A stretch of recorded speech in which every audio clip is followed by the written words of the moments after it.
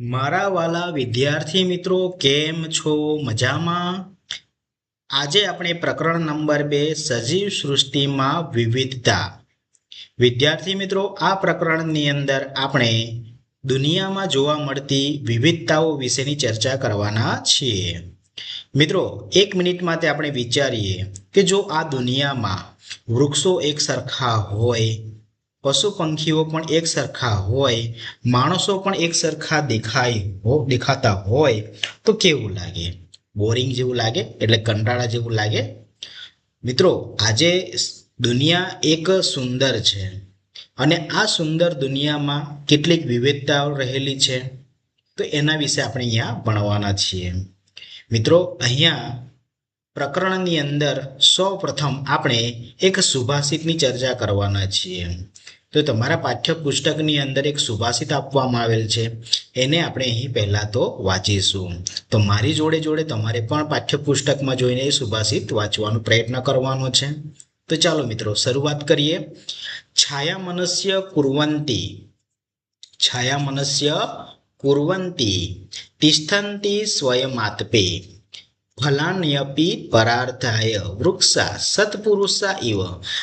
એનો અર્થ થાય છે મિત્રો કે જે વૃક્ષો હોય છે એ વૃક્ષો પોતે કઠોર તડકામાં ઊભા રહે છે, પરંતુ અન્ય લોકોને છાંયડો આપે છે અને તેમના ફળ પણ બીજા માટે જ હોય છે. એટલે કે વૃક્ષો આપણને તડકામાં ઊભા રહીને આપણને છાંયડો આપે છે અને ફળો પણ આપે છે, અને વૃક્ષો પોતાના માટે નથી લેતા, એ બીજા અન્ય લોકો માટે છાંયડો અને આ ફળો આપે છે. એવી રીતે આ દુનિયામાં સજ્જન લોકો પણ હોય છે કે જે પોતે મુશ્કેલીઓ સહન કરીને અન્યનું કલ્યાણ ઈચ્છતા હોય છે. તો મિત્રો, થઈને સરસ મજાની વાત કે વૃક્ષો આપણને કેવી રીતે ખૂબ જ ઉપયોગી છે. તો મિત્રો, વૃક્ષો તો આપણને છાંયડો આપે છે, ફળો પણ આપે છે, અન્ય રીતે આપણને વરસાદ લાવવા માટે પણ ખૂબ જરૂરી છે. બરાબર ને મિત્રો? વૃક્ષો જ ના હોય તો પછી વરસાદનું પ્રમાણ અવ્યવસ્થિત થઈ જાય. બરાબર? ચાલો મિત્રો, વૃક્ષો આપણને ઓક્સિજનની પણ ખૂબ જ મદદ કરે છે. તો મિત્રો, અહીંયા આપણે આ પ્રકરણમાં શરૂઆતમાં આપણે એક સમજવાનું છે કે જે સજીવ સૃષ્ટિ છે એ દરેકમાં વિવિધતાઓ રહેલી હોય છે. મિત્રો, હવે તમારે આ ચિત્ર જોવાનું છે. ચિત્રમાં તમને શું વિવિધતા જોવા મળે છે જુઓ મિત્રો. અહીંયા કેટલાક બાળકો જોવા મળે છે, અહીંયા તમને કેટલાક વ્યક્તિઓ એટલે કે શિક્ષક મિત્રો તમને જોવા મળે છે. અહીંયા તમને પ્રાણીઓ જોવા મળે છે. પ્રાણીઓની અંદર પણ વિવિધતાઓ જોવા મળેલી છે. જુઓ, અહીંયા મોર છે, પેલી બાજુ વાંદરા છે, ઉપર ઉડતા પતંગિયા પણ તમને જોવા મળશે, અને નીચે તમે જુઓ રંગબેરંગી ફૂલો પણ તમને જોવા મળે છે. તો દરેક વૃક્ષોની અંદર પણ વિવિધતાઓ રહેલી છે. એવી રીતે બાળકોની અંદર પણ વિવિધતાઓ રહેલી હોય છે. કેમ કે કારણ કે કેટલાક બાળકોની ઊંચાઈ એક સરખી હોતી નથી. બાળકોની ઊંચાઈ પણ જુદી જુદી હોય છે, એટલે કે એની અંદર પણ વિવિધતાઓ જોવા મળેલી છે. સમજાય છે? તો ચાલો મિત્રો, અહીંયા આપણે આ ચિત્રને જોઈ આપણે અહીંયા સમજીએ. તો વિદ્યાર્થી મિત્રો, એક દિવસ એક શાળામાં વિજ્ઞાનના શિક્ષક તરીકે સુલેખાબેને, મિત્રો અહીંયા તમને ચિત્રમાં દેખાય છે આ બેન, એમનું નામ છે સુલેખાબેન. હવે સુલેખાબેન બે મિત્રો, એટલે કે એમનું નામ છે ડૉક્ટર રઘુ. જે ડૉક્ટર રઘુ જે છે એ પ્રકૃતિ પ્રેમી છે, એક વૈજ્ઞાનિક છે. બરાબર? તથા મણિરામ કાકા, અહીંયા તમને જે અવાજની નકલ કરી બતાવે છે, અહીંયા ચિત્રમાં દેખાય છે, એનું નામ છે મણિરામ કાકા. તો સુલેખાબેન જે છે એ ડૉક્ટર રઘુ અને મણિરામ કાકાને એક દિવસ પોતાની શાળામાં આમંત્રણ કરે છે અને બાળકો જોડે બગીચા કે જંગલમાં જવા માટે, એટલે કે નેચર વોકનું આયોજન કરે છે મિત્રો. હવે આ આયોજન માટેનો હેતુ છે, એટલે કે નેચર વોકનો હેતુ એ છે કે જે કુદરતમાં રહેલી વનસ્પતિઓ હોય કે પ્રાણીઓ હોય એની જે સુંદરતા તથા વિવિધતાનો અનુભવ કરવો. મિત્રો, આપણે કોઈ પણ વસ્તુ જો જોવું હોય તો સાક્ષાત જે આપણે જોઈએ એને આપણે સાચું માનીએ છીએ, અને એને જે સાક્ષાત જોવાની જે મજા છે એ કંઈક અલગ હોય છે, પોતે અનુભવ કરવાનો હોય છે. આપણી પાસે આજે ટેકનોલોજી ખૂબ જ વધી ગઈ છે, કારણ કે આજે આપણે જે પણ વસ્તુ જોઈએ છે, કોઈ પણ પ્રાણી હોય, જેમ કે સિંહ હોય, વાઘ હોય, તે આપણે આજે કોમ્પ્યુટર હોય કે મોબાઈલ કે ટીવીમાં આપણે જોઈએ છીએ, પરંતુ એની કરતાં આપણે ત્યાં જઈને નજર જોઈએ તો એનો અનુભવ કંઈક અલગ હોય છે. તો આ રીતે નેચર વોકનું આયોજન ગોઠવે છે. હવે જેમાં મણિરામ કાકા છે એ મણિરામ કાકા પક્ષીઓના અવાજની નકલ કરવામાં નિષ્ણાત છે. એટલે કે મણિરામ કાકા જે છે એ અલગ અલગ પક્ષીઓનો અવાજ અલગ અલગ હોય છે, જુદો જુદો હોય છે અને સુંદર હોય છે. તો એમના અવાજની નકલ કરવા માટે એ મણિરામ કાકા કેવા છે? નિષ્ણાત છે. તે અલગ અલગ પક્ષીઓનો જે પણ અવાજ છે એને સુંદર રીતે એનો નકલ કરી બતાવે છે અને જે વિવિધ વનસ્પતિઓ છે એ વનસ્પતિ ઓળખવામાં પણ પારંગત છે. ચલો મિત્રો, હવે આ બાળકો જોડે આ આયોજન ગોઠવે છે અને હવે ડૉક્ટર રઘુ અને મણિરામ કાકા અને એમના બેન જે ટીચર છે એ સુલેખાબેન ની જોડે હવે બાળકો જંગલમાં જાય છે. હવે જંગલમાં જતા જતા બાળકો શું શું જોઈએ છે? તો ઊંચા ઝાડો જુએ છે, નાના ઘાસ નીચે જુએ છે, રંગબેરંગી ફૂલો જુએ છે. બરાબર? તો આ રીતે જેમ જેમ આગળ જાય છે તેમ તેમ એ જે વૃક્ષો જોતા જાય છે, નાના નાના ઘાસ હોય એ જોતા જાય છે, તણખલાઓ જોવા મળે છે, રંગબેરંગી ફૂલો પણ જોતા જાય છે. બરાબર ને? હવે ઝાડ પર જોતા જોતા પક્ષીઓ એમને દેખાય છે, ફૂલો પર બેઠેલા પતંગિયા પણ એમને દેખાય છે અને ડાળી પર કૂદતા વાંદરાઓ પણ એમને દેખાય છે. તો સૌથી મજાની વાત એ છે કે મણિરામ કાકા જે છે એ બાળકોને જે પક્ષીઓના અવાજ છે, મધુર અવાજ, એ એમનો નકલ કરી બતાવે છે અને બાળકો એ નકલ સાંભળીને હસી પડે છે. હવે જેમ જેમ જંગલમાં આગળ બાળકો જોડે ડૉક્ટર રઘુ અને મણિરામ કાકા જાય છે તેમ તેમ એમને વિવિધ જે વનસ્પતિના છોડ પણ એમને જોવા મળે છે, પશુ પંખીઓ પણ એમને જોવા મળે છે. તો ચાલો મિત્રો, હવે આગળ શું જોવા મળે છે એની આપણે ચર્ચા કરીએ. મિત્રો, અહીં આપણે એમને આગળ જતા જતા આપણે જે વનસ્પતિઓમાં રહેલી વિવિધતાઓ એ એમને અનુભવ થાય છે. તો આપણે અહીંયા એ તમારી આજુબાજુ પણ કેટલીક વનસ્પતિઓ હશે, તમારી શાળામાં પણ બાગ બગીચો હશે અને એની અંદર પણ ઘણી બધી વનસ્પતિઓ, ફૂલ છોડ હશે. તો એ દરેક ફૂલ છોડ એક સરખા હોતા નથી. બરાબર? તો એ ફૂલછોડમાં રહેલી જે વિવિધતા છે એને આપણે અહીંયા સમજવાની છે. તો તમારા પાઠ્યપુસ્તકની અંદર પણ આ પ્રમાણેનું કોષ્ટક આપવામાં આવ્યું હશે અને એ કોષ્ટક આપણે ભરવાનું રહેશે. તો ચાલો મિત્રો, અહીં આપણી પાસે 3 ઉદાહરણો છે, જેમ કે ઘાસ અને તુલસી અને જાસૂદ. ઘાસ, તુલસી અને જાસૂદ. તો એની અહીંયા આપણે કોષ્ટકની અંદર વાતો કરીએ. તો મિત્રો, કોષ્ટકમાં અહીં આપણને શું અવલોકન કરવાનું છે? તો જે પણ છોડ હોય એનું નામ આપણે આપવાનું છે. બરાબર? અને એની પ્રકાંડ અને પ્રકાંડ ઉપર તમને જે પર્ણો જોવા મળે છે એને પર્ણોનો આકાર કેવો છે, પર્ણો કેવા ગોઠવાયેલા છે, એની અહીં આપણે પર્ણોની પણ ચર્ચા કરવાની છે. અને એ છોડ ઉપર આપણને પુષ્પો કેવા રંગનું, નાનું છે, મોટું છે, કેવા આકારનું છે, એ આપણે પુષ્પની વિગત પણ અહીંયા લખવાની રહેશે. અને એ છોડમાં તમને કોઈ લક્ષણ જોવા મળતા હોય, જેમ કે પ્રકાંડ, પુષ્પ, પર્ણો સિવાય એમાં જે પ્રકાંડમાં કે પર્ણોમાં કે પુષ્પમાં કોઈક લક્ષણ તમને સુગંધીદાર છે, બરાબર, લીસું છે, કેવું છે, એ પ્રમાણે લક્ષણો પણ અહીંયા આપણે જણાવવાનું રહેશે.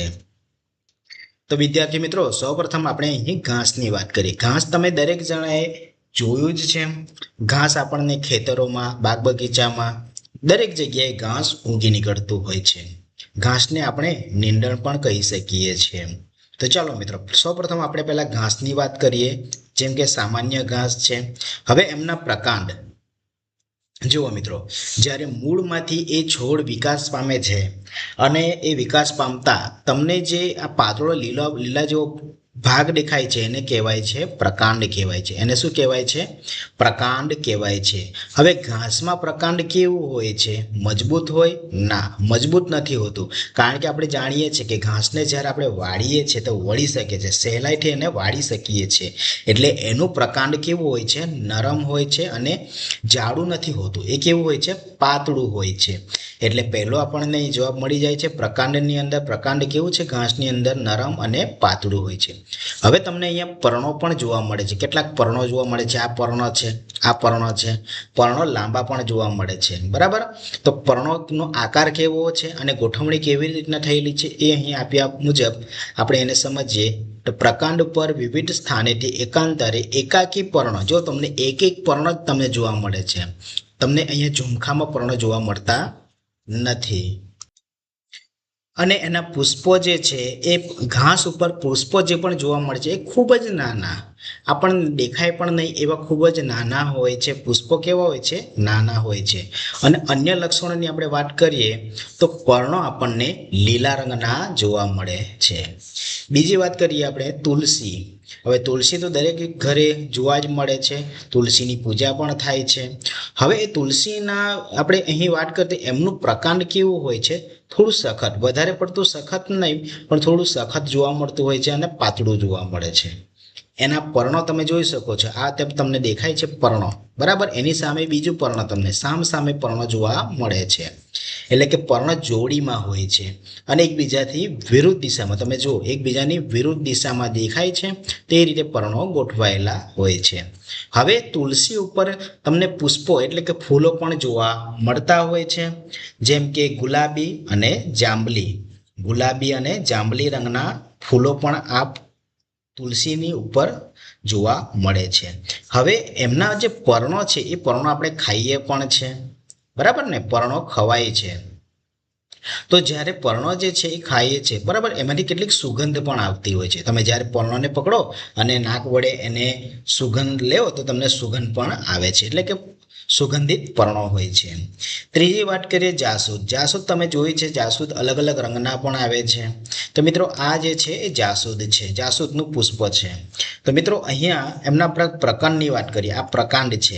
તો પ્રકાંડ કેવું છે? સખત છે, બરાબર. એના પર્ણો, આ પર્ણની આપણે વાત કરીએ તો પર્ણો જે છે એ કેવા હોય છે? અંડાકાર હોય છે અને તમે સાઈડની જે કિનારી હોય છે એ સાઈડની કિનારી આવી રીતે દંતવાળી તમને જોવા મળે છે, આવા દંતવાળી જોવા મળે છે. હવે આ જે પુષ્પો એટલે કે ફૂલ છે એની આપણે વાત કરીએ તો એ મોટા આવે છે અને રંગીન આવે છે. રંગીનમાં આપણે જાણીએ છીએ કે સફેદ રંગના પણ આવે છે, ગુલાબી રંગના પણ આવે છે, બરાબર. તો આવા રંગીન પુષ્પો જોવા મળતા હોય છે અને આ પુષ્પ આખા વર્ષ દરમિયાન આ પુષ્પ જાસૂદના છોડ ઉપર આવે છે. ચલો મિત્રો આગળ સમજીએ લીમડો. તમે લીમડાના પાન પણ જોયા છે, એમના ફૂલો પણ જોયા છે અને લીમડો એટલે એક પ્રકારનું વૃક્ષ કહેવાય છે. મિત્રો અહીંયા આપણે જેટલી બાબત સમજ્યા છે દરેકમાં તમને વિવિધતા કેટલીક ને કેટલીક જોવા મળે જ છે. મિત્રો ઘાસ છે એક પ્રકારનું, એને છોડ આપણે કહી શકીએ, છોડ, બરાબર ને. આ જે છે એ શું કહેવાય છે? છોડ કહેવાય છે, બરાબર. હવે તુલસી જે છે ને જાસૂદ એને આપણે છોડ ના કહી શકીએ, કારણ કે એ છોડ કરતાં થોડું મોટું હોય છે, બરાબર. અને લીમડો છે એ લીમડો તો ખૂબ મોટો હોય છે એટલે છોડ કરતાં થોડું અલગ પડ્યું ને. એટલે આ બાબત આપણને વનસ્પતિઓમાં પણ થોડી વિવિધતા જોવા મળે છે, એની પાછળ આપણે ચર્ચા કરીશું.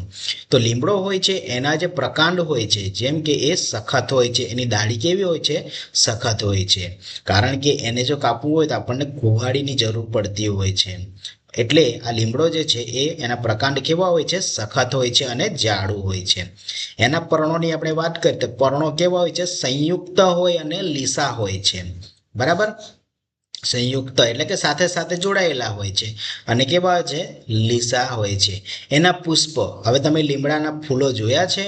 હવે ફૂલો વિચારો, જો એના લીમડાના ફૂલો કેવા હોય છે? તો જ્યારે લીમડાના ફૂલો જે છે એ સફેદ રંગના હોય છે, સફેદ, નાના સફેદ રંગના હોય છે.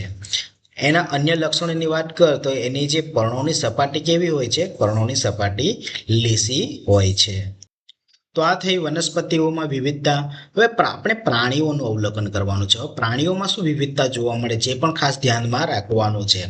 તો અહીંયા કોષ્ટક 2.2 એટલે કે આપણી આસપાસ વિવિધ પ્રાણીઓને આપણે અવલોકન કરવાનું છે. વિદ્યાર્થી મિત્રો તમે પણ તમારી શાળાની આસપાસ અથવા તમારે ગામમાં જે પણ તમને પ્રાણીઓ જોવા મળે છે, પશુ પંખીઓ જોવા મળતા હોય, એટલે નાના જીવજંતુથી માંડીને મોટા પ્રાણીઓમાં શું વિવિધતા રહેલી છે એનું આપણે અવલોકન કરવાનું છે. તો પહેલું આપણે જોઈએ કાગડો. કાગડો તો દરેક જણાએ જોયો છે, એનો કલર કેવો હોય છે? કાળો કાગડો હોય છે. હવે એ ક્યાં રહે છે? તો આપણે જાણીએ છીએ કે આ કાગડો છે એ વૃક્ષ પર રહે છે. એ શું ખાય છે? જીવજંતુઓ ખાય છે. અને તે કેવી રીતે પ્રચલન? હવે પ્રચલન એટલે શું? પ્રચલનનો મતલબ થાય છે કે વિદ્યાર્થી મિત્રો કોઈ પણ વસ્તુ એક સ્થાનેથી બીજી જગ્યાએ એટલે કે બીજા સ્થાને કઈ રીતે જાય છે, ચાલીને જાય છે, ઉડીને જાય છે, કઈ રીતે જાય છે, તે એનું આ પ્રમાણે લખવાનું છે કે પ્રચલન કેવી રીતે કરે છે. તો કાગડો છે એ વૃક્ષ પર રહે છે, જીવજંતુઓ ખાય છે, અને ઉડીને જાય છે, અને ચાલીને પણ એ બીજી જગ્યાએ જાય છે. હવે અન્ય લક્ષણોની વાત કરીએ તો જ્યારે એ ચાંચમાં નાની ડાળખી એટલે કે ટણખલું લઈ જાય છે અને પોતાનો માળો પણ બનાવે છે. તો આ રીતે કાગડો જે છે એ વૃક્ષ પર રહે છે, જીવજંતુઓ ખાય છે, ઉડીને કે ચાલીને એ અન્ય જગ્યાએ જાય છે. અને લક્ષણોની આપણે વાત કરીએ તો તેની ચાંચમાં નાની ડાળખી એટલે કે તણખલું લઈ જાય છે. ત્યાર પછી આપણે કીડીની વાત કરીએ તો હવે કીડી તો દરેક જણાએ જોઈ છે. કીડી આપણને કરડે પણ છે, અને જ્યારે કરડે ત્યારે આપણને સામાન્ય દુખાવો પણ થાય છે. બરાબર ને? તમને પણ ક્યારેક કીડી તો કરડી જ હશે. તો મિત્રો કીડી જે છે આપણને ક્યાં જોવા મળે? કીડી એ જમીનની અંદર દરમાં જોવા મળે છે, ખાસ દરની અંદર જોવા મળે છે. તે કીડી શું ખાય છે? હવે કીડીનો ખોરાક શું હોય છે? કીડીનો આકાર તો ખૂબ જ નાનો હોય છે, તો એનો ખાવાનો શું? એ પર્ણો કોતરીને ખાય છે. કીડી શું ખાય છે? પર્ણો કોતરીને ખાઈ જાય છે. ત્યાર પછી બીજ પણ ખાય છે, અને નાના નાના જીવજંતુઓ પણ કીડી ખાય છે. હવે તે પ્રચલન કઈ રીતે કરે છે? તો મિત્રો કીડી જે છે એ ચાલીને પ્રચલન કરે છે કે ચાલવું. અન્ય લક્ષણોની આપણે વાત કરીએ તો કીડીને જે છે એ 6 પગો આવેલા હોય છે, એટલે કે 6 પગ ધરાવે છે. ત્યારબાદ આપણે ગાયની વાત કરીએ તો ગાય એક પ્રાણી છે, પાલતુ પ્રાણી કહી શકાય છે. તે ક્યાં રહે છે? તો એ ખેતરમાં રહે છે. બરાબર? આપણે આ તબેલાની અંદર આપણા ઘરે પાલતુ પ્રાણી છે, એટલે કે આપણે ઘરે પણ એને રાખીએ છીએ કોળમાં, તબેલામાં. બરાબર? અને ગાય છે આપણને બહાર પણ જોવા મળે છે, ખેતરમાં પણ જોવા મળે છે. તો આ રીતે આપણે લખી શકાય છે. અત્યારે આપણે ખેતર તરીકે એને રાખીએ. ઓકે, ચલો. ત્યારબાદ શું ખાય છે એ? તો ગાય શું ખાય? તમને ખ્યાલ જ છે. ગાય શું ખાય? ઘાસ ખાય, પર્ણો ખાય છે. અને ગાય કઈ રીતે એક જગ્યાએથી બીજી જગ્યાએ જાય છે, એટલે કઈ રીતે પ્રચલન કરે છે? તો ગાય છે એ ચાલીને પ્રચલન કરે છે. હવે ગાયના અન્ય લક્ષણો શું કે? તો ગાય શું ખાય? તો ગાય ઘાસ પર્ણો ખાય. એટલે શું કહેવાય છે? જે પ્રાણીઓ ઘાસ પર્ણો ખાય છે એ શાકાહારી કહેવાય છે. બરાબર? એટલે ગાય છે એ શાકાહારી પ્રાણી છે. તમે અન્યમાં તમે તમારી આસપાસ જે પણ અન્ય પ્રાણીઓ જેમ કે કૂતરા, બિલાડી, જે પણ તમને જે દેખાય છે, તો એના વિશે તમે અહીંયા લખી શકો છો. તો વિદ્યાર્થી મિત્રો, અહીંયા આપણને વનસ્પતિમાં અને પ્રાણીઓમાં કેટલીક વિવિધતાઓ જોવા મળેલી છે. આપણે વનસ્પતિની જો વાત કરીએ તો વનસ્પતિઓમાં નાના નાના છોડથી માંડીને મોટા મોટા વૃક્ષોમાં વિવિધતા રહેલી છે. એના પ્રકાંડમાં પણ વિવિધતા રહેલી છે. જો ઘાસની અંદર નરમ અને પાતળું પ્રકાંડ હોય છે, તુલસીની અંદર સખત અને પાતળું, જ્યારે જાસૂદની અંદર થોડું સખત હોય છે, અને લીમડાની અંદર સખત અને જાડું પ્રકાંડ જોવા મળે છે. પર્ણોમાં પણ તમે જુઓ, પર્ણોમાં પણ દરેક જગ્યાએ તમને વિવિધતા જોવા મળેલી છે. પુષ્પોમાં પણ તમે જુઓ, પુષ્પોમાં પણ રંગમાંથી માંડીને એના આકારમાં વિવિધતા જોવા મળેલી છે. અન્ય લક્ષણોની આપણે વાત કરીએ તો લક્ષણોમાં પણ ખૂબ જ વિવિધતા રહેલી છે. જેમ કે લીલા પર્ણો, સુગંધિત પર્ણો, આખું વર્ષ ફૂલો આવે છે. બરાબર? લીસી સપાટી. તો આ રીતે આપણને લક્ષણોમાં પણ વિવિધતા જોવા મળે છે. તો એવી રીતે આપણે પ્રાણીઓની વાત કરીએ તો પ્રાણીઓમાં પણ તમે જુઓ કેટલાક પ્રાણી પશુ પંખીઓ એવા છે કે જે વૃક્ષો પર રહે છે, કેટલાક દરમાં રહે છે, કેટલાક ખેતરમાં રહે છે. બરાબર? અને એ શું ખાય છે? કેટલાક જીવજંતુઓ ખાય છે, કેટલાક પર્ણો બી જીવજંતુઓ ખાય છે. હવે કેટલાક પ્રાણીઓ ઘાસ અને પર્ણો ખાય છે. તો ખોરાકની રીતે પણ આપણે જોઈએ તો દરેકની અંદર વિવિધતા રહેલી હોય છે. પ્રચલનની અહીંયા વાત કરીએ તો પ્રચલનમાં પણ તમે જુઓ ઉડીને જાય છે, ચાલીને જાય છે. બરાબર? તો આ રીતે જ પ્રચલનમાં પણ ખૂબ જ વિવિધતા રહેલી હોય છે. તો મિત્રો આ જે વિવિધતા છે એટલે કે જૈવ વિવિધતા એને કહેવામાં આવે. શું કહેવામાં આવે છે? એને જૈવ વિવિધતા કહેવામાં આવે છે. હવે જૈવ વિવિધતાની વ્યાખ્યા આપણે ખાસ યાદ રાખવાની છે મિત્રો. તો કોઈ ચોક્કસ પ્રદેશ હોય, કોઈ ચોક્કસ પ્રદેશમાં જોવા મળતી વિવિધ પ્રકારની વનસ્પતિ અને પ્રાણીઓની સૃષ્ટિને તે પ્રદેશની જૈવ વિવિધતા કહે છે. કોઈ ચોક્કસ પ્રદેશમાં જોવા મળતી વિવિધ પ્રકારની વનસ્પતિઓ કે પ્રાણીઓની સૃષ્ટિને તે પ્રદેશની જૈવ વિવિધતા કહેવામાં આવે છે. તો પૃથ્વી ઉપરના જુદા જુદા વિસ્તારોની જૈવ વિવિધતા પણ અલગ અલગ હોય છે.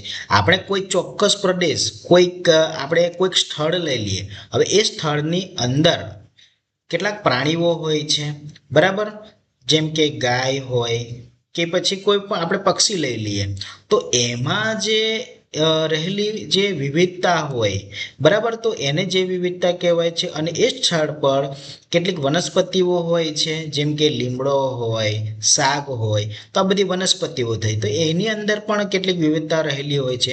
તો એ ચોક્કસ પ્રદેશમાં જોવા મળતી વિવિધ પ્રકારની વનસ્પતિ કે પ્રાણીઓની સૃષ્ટિને તે પ્રદેશની જે વિવિધતા કહેવામાં આવે છે. અન્ય વિસ્તારોમાં આપણે જઈએ તો જુદા જુદા વિસ્તારો પ્રમાણે જે વિવિધતા પણ અલગ અલગ હોય, બરાબર ને.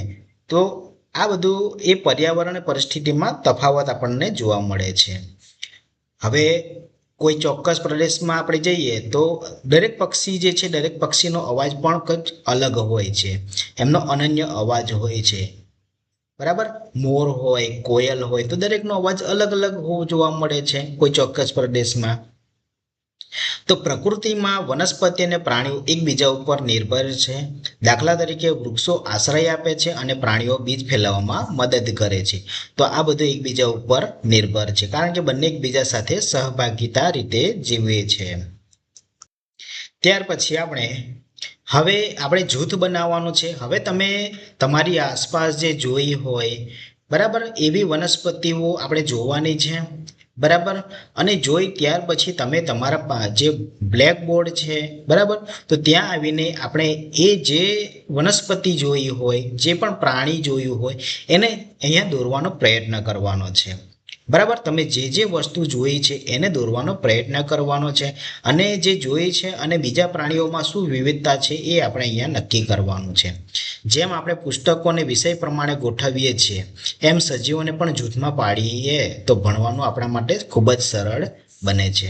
તો ચાલો મિત્રો, અહીંયા પ્રવૃત્તિ 2.3 જે જૂથ છે એ જૂથને આપણે બનાવીએ. તમે મેગેઝિનમાંથી ચિત્રો કાપીને પણ કાર્ડ બનાવી શકો છો. પછી એ સમાનતા પ્રમાણે આપણે જૂથ અહીંયા પાડવાનું રહેશે. જૂથ પાડવા માટે 4 માપદંડ છે. પુષ્પોની હાજરી. હવે કેટલાક વૃક્ષો હોય છે, તમે વૃક્ષો જોઈ આવ્યા, બરાબર, તો એ વૃક્ષોમાં પુષ્પો જોવા મળે છે, હાજર છે કે ગેરહાજર છે, કે જોવા મળતા નથી, ફૂલવાળા છે કે ફૂલ વગરના છે. તો આ બધું આપણે અવલોકન કરવાનું છે અને આપણે અહીંયા નોંધવાનું છે.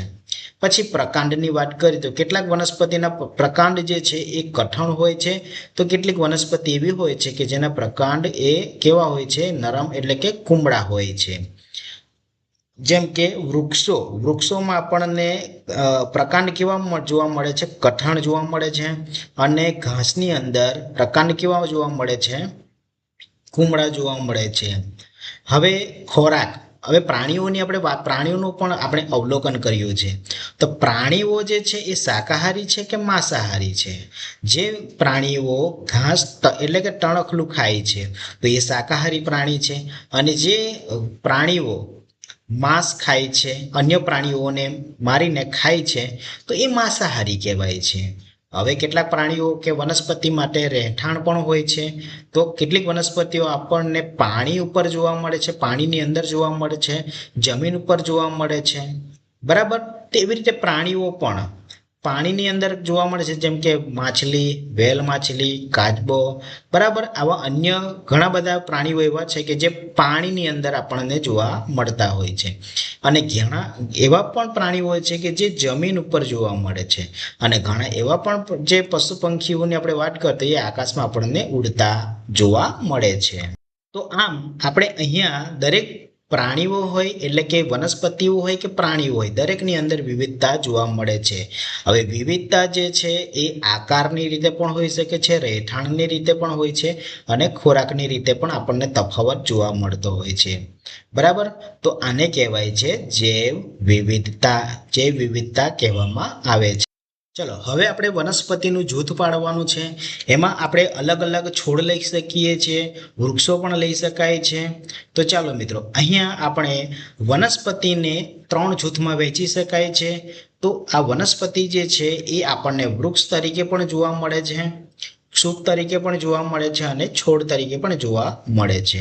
તો કોષ્ટક 2.3ની આપણે અહીંયા ચર્ચા કરીએ તો કોઈ પણ વનસ્પતિઓ હોય એની પ્રકારની ઊંચાઈ અને એના લક્ષણોને આધારે વનસ્પતિનું વર્ગીકરણ કરી શકાય છે. જો જે વનસ્પતિ ખૂબ જ નાનું હોય, વનસ્પતિ ખૂબ જ નાનું હોય છે, જેમ કે આપણે કોઈ પણ રીંગણનો છોડ હોય એ ખૂબ નાનો હોય છે, એના પ્રકાર આપણે વાળીએ તો વળી શકે છે, તો એને આપણે છોડ તરીકે લઈ શકાય છે. જેમ કે ટામેટીનો પણ છોડ લઈ શકાય, રીંગણનો પણ છોડ લઈ શકાય છે. બરાબર. તો છોડ એટલે શું? તો મિત્રો, વનસ્પતિની ઊંચાઈ, પ્રકાર અને શાખાઓ તેમની ગોઠવણીના આધારે છોડ, ક્ષુપ અને વૃક્ષ જેવા જૂથમાં આપણે વહેંચી શકાય છે. તો મિત્રો, અહીંયા આપણે વનસ્પતિનું જો વર્ગીકરણ કરવું હોય ને તો આપણે એને વૃક્ષ, છોડ અને છોડ, વૃક્ષ, ક્ષુપ અને છોડ તરીકે આપણે એને વહેંચી શકીએ છીએ.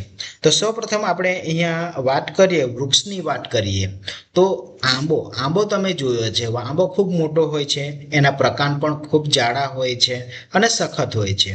તો જે વૃક્ષ તરીકે ઓળખાય છે એ આંબો.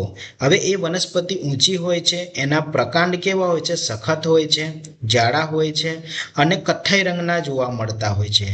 બરાબર ને? ઊંચેથી, હવે એના જે પ્રકાંડ જે છે, ઊંચેથી શરૂ થતી શાખાઓ ધરાવતું હોય તેને વૃક્ષ આપણે કહી શકાય છે. તો અહીં આપણે વર્ગીકરણ કરીએ તો એની ઊંચાઈ જે છે એ ખૂબ ઊંચી હોય છે. આપણે આંબો જાણીએ છીએ, આંબો ખૂબ મોટો હોય છે. એના પ્રકારના લક્ષણોની વાત કરીએ તો એ લીલો કે કથ્થાઈ, આપણને કથ્થાઈ જોવા મળે છે. પ્રકાંડ કેવા જોવા મળે છે? કેવા રંગના? કથ્થાઈ રંગના જોવા મળે છે. અને કેવા છે? કુમળા હોય કે સખત? તો સખત જોવા મળે છે. જાડા હોય કે પાતળા? તો જાડા જોવા મળે છે. જમીનની નજીક એટલે કે શાખાઓ ક્યાંથી છે? તો આપણે જાણીએ છીએ કે જ્યારે આંબો હોય છે તો એનું આ શું કહેવાય છે? નીચેની જમીન છે. બરાબર. અને આંબો આ પ્રમાણે હોય છે. તો એના જે શાખા જે છે એ જમીનથી ખૂબ ઉપર, અહીંયા સુધી, જમીનનો ભાગ અહીંયા છે. બરાબર. જમીન આ છે અને જમીનથી ઊંચેથી આ શું થાય છે? એની ગોઠવણી થયેલી હોય છે. આ છે શાખા. બરાબર. તો જમીનની નજીક છે? ના. પ્રકાંડ ઉપર ઊંચાઈથી? તો હા. બરાબર. પ્રકાંડ ઊંચાઈથી જોવા મળે છે. હવે આ આંબાને આપણે કયા જૂથમાં વહેંચી શકાય છે? વૃક્ષ. કારણ કે જે ખૂબ ઊંચી વનસ્પતિઓ હોય એને આપણે વૃક્ષ તરીકે ઓળખવામાં આવે છે. ત્યાર પછી આપણે ગુલાબની વાત કરીએ તો ગુલાબ આપણે જોઈએ છે, ગુલાબ ઉપર આપણને સફેદ, બરાબર, લાલ એવા રંગના ફૂલો પણ જોવા મળતા હોય છે. તો એની ઊંચાઈ કેટલી છે? મધ્યમ. વૃક્ષો જેટલી નથી, પરંતુ વૃક્ષો કરતાં નાની હોય છે, એટલે કે મધ્યમ તરીકે એની ઊંચાઈ હોય છે. પ્રકાંડના લક્ષણોની આપણે વાત કરીએ તો એનો જે પ્રકાંડ જે છે આપણને કેવા રંગનો જોવા મળે છે? આમ તો લીલો રંગનો પણ જોવા મળે છે, પણ ખાસ કરીને કથ્થાઈ રંગનો જોવા મળતો હોય છે. હવે એના પ્રકાંડ કુમળા હોય કે સખત? તો સખત હોય છે. એ પણ જાડા હોય કે પાતળા? તો પાતળા થોડા હોય છે. બરાબર. હવે એની શાખાઓની ગોઠવણી કેવી હોય છે? જમીનની નજીક. હા, કેમ કે જમીનની નજીકથી પણ આમ પણ ગુલાબ થાય છે અને આમ પણ ગુલાબ થાય છે. બરાબર. તો આ રીતે આપણને ગુલાબ જોવા મળતા હોય છે. ત્યાર પછી એ ગુલાબને આપણે કયા જૂથમાં વહેંચી શકીએ છીએ? તો ક્ષુપ. જો મિત્રો, હવે ક્ષુપ છે એ ખૂબ જ અગત્યનું છે, કારણ કે જે મધ્યમ ઊંચાઈ ધરાવતી વનસ્પતિઓ હોય એને આપણે ક્ષુપ તરીકે એ જૂથમાં વહેંચી શકાય છે. બરોબર ને? ત્યાર પછી આવે છે ટામેટી. ટામેટી તમે જોયો જ છે. ટામેટી એની જે ઊંચાઈ છે એ નીચી હોય છે. પ્રકાંડના લક્ષણોની આપણે વાત કરીએ તો એ પ્રકાંડ કેવા રંગના જોવા મળે છે? લીલા કે કથ્થાઈ? તો લીલા રંગના જોવા મળે છે. એમનું પ્રકાંડ છે એ કુમળું કે સખત હોય છે? કુમળું હોય છે. જાડા હોય કે પાતળા હોય? તો પ્રકાંડ છે એ પાતળા હોય છે. જમીનની નજીક જોવા મળે છે? તો હા, જમીનની નજીક પણ જોવા મળે છે. પ્રકાંડ પર ઊંચાઈથી કેટલે હોય છે? તો ના, પ્રકાંડ પર ઊંચાઈથી હોતા નથી, પણ જમીનથી નીચેથી જ આપણને શાખાઓની ગોઠવણી થયેલી જોવા મળે છે. હવે આ ટામેટી છે એ ટામેટીને આપણે વનસ્પતિના કયા જૂથમાં વહેંચી શકાય છે? તો છોડ, ક્ષુપમાં વહેંચી શકાય છે. હવે આ વનસ્પતિના જૂથ બનાવવાની પદ્ધતિઓમાં આપણે સમજીએ તો વનસ્પતિને તેમના લક્ષણો જેવા કે ઊંચાઈ, પ્રકાંડનો પ્રકાર, પર્ણ, પુષ્પ, એના નિવાસસ્થાનના આધારે જૂથબદ્ધ કરી શકાય છે. ચાલો મિત્રો, સૌપ્રથમ આપણે અહીંયા આપણે જોયું એ પ્રમાણે વૃક્ષ હોય, ક્ષુપ હોય કે છોડ હોય, બરાબર, એને આપણે એના લક્ષણ વિશે સમજીએ. સૌપ્રથમ આપણે સમજીએ કે વૃક્ષ કોને કહેવાય. તો મિત્રો, વૃક્ષ છે એ ખૂબ જ ઊંચું હોય છે, એના જે પ્રકાંડ છે એ જાડા હોય છે. તો એના વિશે આપણે સમજીએ. જે વનસ્પતિ ખૂબ ઊંચે સુધી વૃદ્ધિ પામે અને પ્રકાંડ સખત હોય, પ્રકાંડ કેવા હોય? સખત હોય, જાડા હોય, કથ્થાઈ રંગના હોય અને તેમની ડાળીઓ વિશિષ્ટ રીતે પ્રકાંડ એટલે થડ કહેવાય છે. પ્રકાંડ એટલે કે થડ પર ઊંચાઈથી અને જમીનથી ઊંચે ઉગવાની શરૂઆત કરે તો આવી વનસ્પતિને શું કહેવાય છે? વૃક્ષ કહેવાય છે. ઓકે, તો આ રહ્યું આપણું વૃક્ષ. ત્યાર પછી ક્ષુપની વાત કરીએ તો જે વનસ્પતિઓ વૃક્ષો જેટલી ઊંચી હોતી નથી. આવી વનસ્પતિઓ વૃક્ષો જેટલી ઊંચી હોતી નથી, પરંતુ એમના પ્રકાંડ જે છે એ ઘણી બધી કથ્થાઈ રંગના હોય, જે જમીનની ખૂબ નજીકથી ઉગે છે. પ્રકાંડ સખત હોય છે, પરંતુ વૃક્ષના થડ જેટલા જાડા હોતા નથી. આવી વનસ્પતિને ક્ષુપ કહેવામાં આવે છે. મિત્રો, અહીંયા તમને બાજુમાં જે ચિત્ર દેખાય છે એ ક્ષુપનું છે. હવે એની ઊંચાઈ છે કેટલી હોય છે? મધ્યમ હોય છે. બરાબર, જમીનથી મધ્યમ હોય છે અને જમીનથી આ વૃક્ષ હોય છે, જમીનથી એની ઊંચાઈ જે છે કેવી હોય છે? વધારે હોય, ઊંચી હોય છે. ત્યાર પછી આપણે છોડની વાત કરીએ તો કેટલીક વનસ્પતિઓ એવી હોય છે કે જે વિશિષ્ટ રીતે નીચી હોય છે.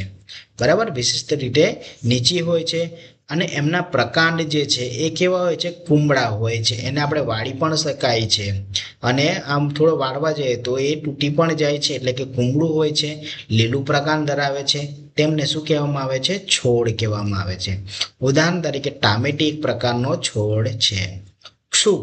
હવે ક્ષુપની આપણે વાત કરીએ મિત્રો, ક્ષુપની તો અહીંયા આપણે વાત કરી ગયા છે, પરંતુ અહીંયા આપણે વેલાની વાત કરવાના છે. મિત્રો, અહીંયા આપણે વેલા તરીકે દર્શાવી દઈએ તો વેલા તો તમે જોયા છે.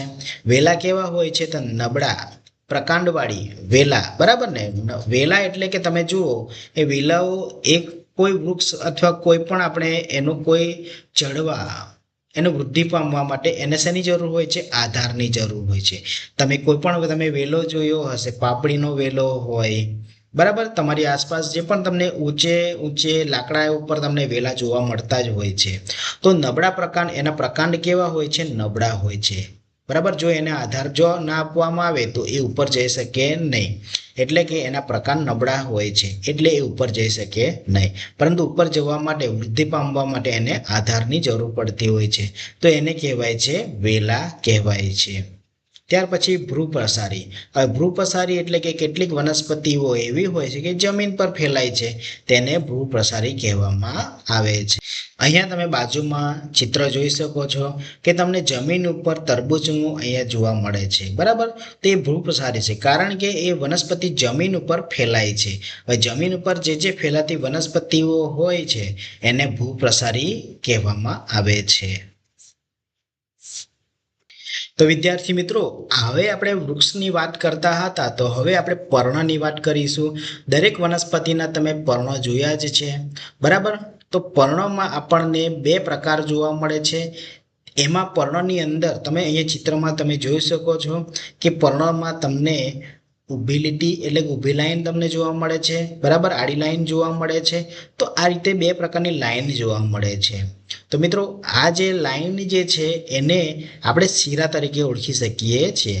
તો આ જે છે ભાગ ઊભી લાઈન તમને દેખાય છે એને કહેવાય છે શીરા કહેવાય છે. શું કહેવાય? શીરા, એટલે કે મુખ્ય શીરા કહી શકાય છે. હવે એના પરથી તમને આડી લાઈન પણ જોવા મળે છે, ઊભી લાઈન પણ જોવા મળે છે. તો હવે એના પ્રકારની આપણે વાત કરીશું તો શીરા વિન્યાસ તરીકે આપણે એને નામ આપીશું, શીરા વિન્યાસના પ્રકાર. તો ચાલો મિત્રો, પર્ણની રચના અને શીરા વિન્યાસ વિશે અહીંયા આપણે સમજીએ. તો પર્ણ પર આવેલી પાતળી જે આ બધી રેખાઓ તમને જોવા મળે છે એને શું કહેવાય છે? શીરાઓ કહેવાય છે. શીરા વિન્યાસના પ્રકારોની વાત કરીએ તો કેટલીક વનસ્પતિના પર્ણોમાં જાળીદાર શીરા વિન્યાસ જોવા મળે છે, જ્યારે કેટલીક વનસ્પતિઓમાં આપણને સમાંતર શીરા વિન્યાસ જોવા મળતું હોય. ચલો મિત્રો સૌપ્રથમ આપણે જે જાળીદાર શિરાવિન્યાસ છે, જાળીદાર શિરાવિન્યાસ એટલે શું એના વિશે સમજીએ. તો કેટલીક વનસ્પતિઓ એવી હોય છે કે જેના પર્ણોમાં મોટી મધ્ય શિરાની બંને બાજુએ જાળીદાર તરાહ પણ જોવા મળે છે. અહીંયા મિત્રો તમે જોઈ શકો કે જે જાળીદાર શિરાવિન્યાસમાં આ જે પ્રથમ તમને ચિત્ર દેખાય છે એ જાળીદાર શિરાવિન્યાસ છે કે જે જાસૂદનું પર્ણ છે. બરાબર. હવે વચ્ચે તમને એક મધ્ય શિરા જેમ તમને દેખાય છે, આ મધ્ય શિરા જોવા મળે છે. હવે મધ્ય શિરાની એકબીજા સાથે સમાન રીતે ગોઠવાયેલી નથી, પરંતુ અહીંયા મધ્ય શિરા જે છે એની બંને બાજુએ તમને જાળીદાર તરાહ જોવા મળે છે, એટલે કે એને જાલાકાર શિરાવિન્યાસ પણ કહેવામાં આવે છે, જેમ કે જાસૂદનું પર્ણ. તો અહીંયા તમને આ પ્રમાણેનું જાલાકાર જેવું તમને આમ જાડું હોય ને, આમ જાડું કરોડિયાનું જાડું કેવું હોય તેવું તમને અહીંયા જોવા મળે છે. જુઓ મિત્રો, અહીંયાથી આમ કને શિરા જાય છે અને તમને અહીંયા એક જાડું જેવું ગોઠવાઈ ગયેલું હોય એવું તમને અહીંયા જોવા મળે છે. એટલે કે અહીંયા કહી શકાય છે કે જાલાકાર શિરાવિન્યાસ. ઉદાહરણ તરીકે જાસૂદનું પર્ણ. બરાબર. મધ્ય શિરાની બંને બાજુએ જાળીદાર તરાહ આવેલી હોય છે, એ જે જાસૂદનું પર્ણ છે. ઓકે. ત્યાર પછી આપણે સમાંતર શિરાવિન્યાસની અહીંયા ચર્ચા કરીએ. તો સમાંતર શિરાવિન્યાસ એટલે કે કેટલીક વનસ્પતિઓ એવી હોય છે કે જેના પર્ણોમાં આવેલી બધી શિરાઓ એકબીજા સાથે સમાંતર હોય છે. હવે તમે જુઓ, અહીંયાથી એક વચ્ચેથી મધ્ય શિરા તમને જોવા મળે છે.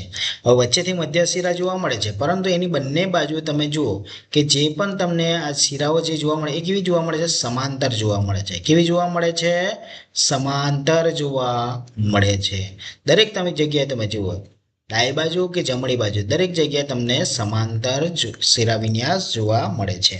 તો આવી જે વનસ્પતિના જે પર્ણો હોય છે એની શિરાઓ એકબીજાને કેવા હોય છે? સમાંતર હોય છે. ઉદાહરણ તરીકે કેળનું પર્ણ. બરાબર. કેળ આપણે લઈ શકીએ, ઘાસના પર્ણો. તો આવી તમારે વનસ્પતિઓ ઓળખવાની છે. બરાબર. એમનું અવલોકન કરવાનું છે અને કઈ કઈ વનસ્પતિઓમાં તમને પર્ણોમાં સમાંતર શિરાવિન્યાસ જોવા મળે છે એ તમારી નોટબુકમાં નોંધવાનું રહેશે.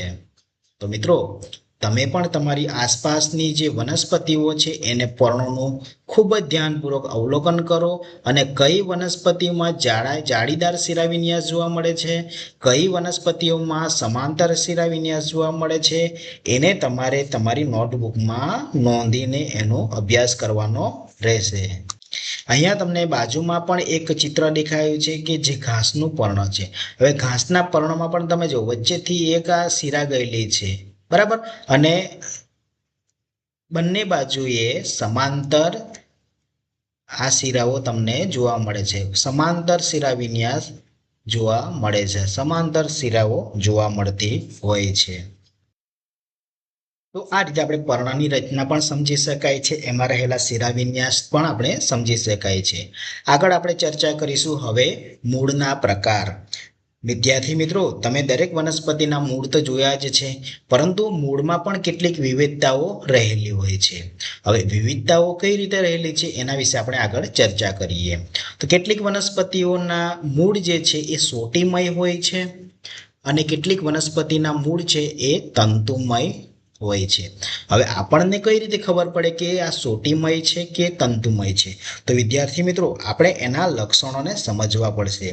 હવે વિદ્યાર્થી મિત્રો, કેટલીક વનસ્પતિ એવી હોય છે કે એના જે મુખ્ય મૂળ હોય છે, અહીંયા તમને બે ચિત્ર જે જોવા મળે છે. હવે એક ચિત્ર છે સોટીમય છે અને બીજું ચિત્ર છે તંતુમય છે. તો પહેલા આપણે સોટીમયની વાત કરીએ. તો આ જે સોટીમયમાં વચ્ચે તમે જુઓ એક મુખ્ય મૂળ હોય છે. બરાબર. અને તેમાંથી આજુબાજુ તમને આ જે દેખાય છે આ મૂળ, બરાબર, એ નાના નાના એવા ઘણા બધા મૂળો હોય છે. તો તેના મુખ્ય મૂળને સોટી મૂળ, એટલે કે આ મુખ્ય મૂળ હોય છે ને, આ મુખ્ય મૂળને શું કહેવાય છે? સોટી મૂળ કહેવાય છે. જે મુખ્ય મૂળ હોય છે એને સોટી મૂળ કહેવાય છે. અને સોટી મૂળની આજુબાજુ ઘણા બધા મૂળ નાના નાના જોવા મળે છે. તો આ જે મુખ્ય મૂળ છે એને સોટી મૂળ કહેવામાં આવે છે.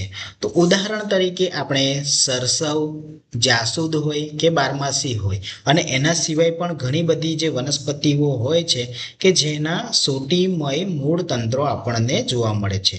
તો વિદ્યાર્થી મિત્રો, તમારે પણ તમારી આસપાસ જે ફૂલ છોડ જોવા મળે છે તો એની અંદર આપણે છોડ લઈને એના મૂળનું અવલોકન કરવાનું છે. અને મૂળ કેવા આકારનું, એટલે કે કેવું મૂળ તંત્ર રહેલું છે, સોટીમય છે કે તંતુમય, એનું અવલોકન કરીને તમારે તમારી નોટબુકમાં એને નોંધવાનું છે. ત્યાર પછી આપણે તંતુમય મૂળ તંત્રનું જોઈએ. તો તંતુમય એટલે કે તંતુ જેવા એના મૂળ હોય છે. જો સોટી મૂળ એટલે કે તમને શબ્દ જ કહે છે સોટી જેવું હોય છે. જુઓ, સોટી જેવું દેખાય છે, બરાબર, એમાં મુખ્ય મૂળ હોય છે. જ્યારે તંતુમયમાં કેવો હોય છે, એના મૂળ ખૂબ જ ઘણા બધા નાના નાના એવા બધા સમાન કદના પાતળા બધા મૂળનો સમૂહ તમને જોવા મળે છે. તમને સમૂહ જોવા મળે છે, સમૂહમાં ઘણા બધા, આમાં કોઈ મુખ્ય મૂળ હોતું નથી. જુઓ, હવે વનસ્પતિનો કોઈ આમાં મુખ્ય મૂળ તો હોય નહીં, બરાબર. તેને પ્રકારના પાયામાંથી સમાન કદના બધા પાતળા અને નાના ટાંટણા જેવા મૂળના સમૂહ ઉદ્ભવેલા હોય છે. તો આવા મૂળને તંતુમય મૂળ કહેવામાં આવે છે. હવે વિદ્યાર્થી મિત્રો, આ જે સોટીમય મૂળતંત્ર જે છે એ કઈ વનસ્પતિઓમાં આપણને જોવા મળે છે, તો એ ખાસ આપણે અહીંયા એ યાદ રાખીશું કે જે દ્વિદળી, કઈ વનસ્પતિ, દ્વિદળી વનસ્પતિઓ હોય છે એની અંદર જોવા મળે છે. દ્વિદળી વનસ્પતિ એટલે કઈ, તો આપણે જાણીએ છીએ કે એક વનસ્પતિ છે ગાજર, બરાબર. તમે ગાજર જોયો છે? ગાજર હોય કે મૂળો હોય એવી વનસ્પતિઓ, કે બીટ હોય એવી વનસ્પતિ દ્વિદળી કહેવાય છે, બરાબર. કઠોળની આપણે વાત કરીએ તો કઠોળમાં ચણા હોય, ચણા, પછી વટાણા, તુવેર, મગ હોય એવી વનસ્પતિના જે મૂળ હોય એ મૂળ પણ એ કેવા હોય છે, સોટીમય. તમે એ ચણાનો હોય કે તુવેરનો, વટાણાનો તમે છોડ લો અને તમે અંદર મૂળનું અવલોકન કરશો ને ત્યારે તમને આ મુખ્ય મૂળ જોવા મળશે. એટલે કે એ મુખ્ય મૂળ સોટીમય મૂળ તંત્ર કહેવામાં આવે છે. તમે ગુલાબ હોય, ગુલાબ, ગલગોટો કે સરસવ, બરાબર. આપણે સરસવ તો જાણીએ છીએ, અહીંયા આવ્યું તે પ્રમાણે. તો ગુલાબ તમે લો તો ગુલાબ હોય તો અને ગલગોટો, તો એના જે મૂળ હોય એ મૂળ પણ કેવા હોય છે, સોટી મૂળતંત્ર ધરાવતા હોય છે. હવે તંતુમય મૂળતંત્ર એટલે કેવા કે જે એક દળી હોય, એક દળી વનસ્પતિ, બરાબર. તો એવી એકદળી વનસ્પતિઓમાં જેમ કે ઉદાહરણ તરીકે આપણે લઈ શકીએ છીએ કે ઘઉં, ચોખા, બરાબર ને. જ્યારે ડાંગરનું વાવેતર કરવામાં આવે છે ત્યારે તમે જોયું હશે કે એના જે મૂળ તમને આ પ્રમાણેના તંતુમય જોવા મળે છે. ત્યાર પછી બાજરી પણ આપણે લઈ શકાય છે. જુવાર, મકાઈ હોય તો મકાઈનો છોડ જુઓ તો મકાઈના મૂળ પણ કેવા હોય છે, આ તંતુમય જે છે એ પ્રમાણેના હોય છે, બરાબર. હવે તમે જ્યારે ઘઉં, ચોખા, બરાબર, તમે એના દાણા તમે જોશો ને, દાણા, બરાબર, એના બીજ, તો તમને એક દાણા તમને દેખાશે. ખ્યાલ આવે છે? જ્યારે ચણા હોય છે એના તમે જોશો ને તો બે ફાડ પડતા હોય છે. ચણા તમે જુઓ, માની લો કે આ ચણા હોય, ચણાનો દાણો છે, તેમાંથી વચ્ચેથી બે ફાડ પડે છે, એક આમ ડાબી બાજુ અને એક જમણી બાજુ, તો એને દ્વિદળી કહેવામાં આવે છે. જ્યારે ઘઉં તમે જોયા હશે તે ઘઉંમાં એક જ દાણો આ પ્રમાણેનો હોય છે, એના બે ફાડ પડતા નથી, બરાબર ને. જે બીજના બે ભાગ ના પડતા હોય એને એક દળી કહેવામાં આવે છે. અને જે દાણા, જે બીજના બે ફાડ પડે છે, બે ભાગ પડતા હોય એને દ્વિદળી કહેવામાં આવે છે. તો અહીંયા સમજવું ખૂબ જ સહેલું થઈ ગયું છે મિત્રો. એક દળી અને દ્વિદળી. એક દળી એટલે કે એક જ દાણો હોય છે, એના ભાગ પડતા નથી, એના ફાડ પડતા નથી. અને જે દ્વિદળીમાં શું થશે કે એના બે ફાડ પડે છે, બે ભાગ પડે છે. જેમ કે ચણા, વટાણા, તમે તુવેર જોયું હશે તો એમાં પણ બે ફાડ પડે છે, બરાબર. એટલે આપણે ઓળખી શકીએ કે આના સોટીમય મૂળતંત્ર છે. અને જેના બે ભાગ પડતા નથી તો એ તંતુમય મૂળતંત્ર ધરાવતા હોય છે, બરાબર ને. હવે આપણે અન્ય ઉદાહરણ તરીકે ડુંગળી પણ લખી શકાય છે, લસણ, બરાબર. તો આ રીતે આપણે લખી શકાય છે.